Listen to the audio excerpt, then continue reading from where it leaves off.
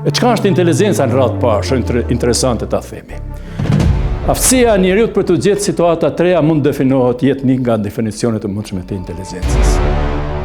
Inteligjenca artificiale ka një ardhmëni shumë të madhe dhe se jeta e njeriut do të jetë tjetër. Ne një prej problemeve kemi problemin e ndotjes së energjisë, që është dy probleme fundamentale prej cilave varet tërë jeta e njeriut.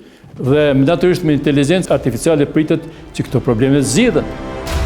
Por, sidomos ky kolegu im, miku im George, ai ka një pesimizëm shumë të madh se këto makina do të zhvillohen aq shpejt sa që do ta tejkalojnë inteligjencën natyrore përkatësisht njerëzimit. Dhe si të tilla mund të rrezikojnë edhe jetën edhe ardhmërinë jetës njerëzve.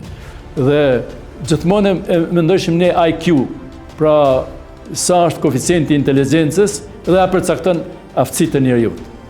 Por del që shumë njerëz që kanë pas këtë IQ, pra koeficientin e inteligjencës shumë të lartë, nuk kanë arritur suksese. Përsi se pjesa emocionale ka qenë jo e përshtatshme. Dy profesionet do të vdesin me zhvillimin e inteligjencës artificiale. Kur?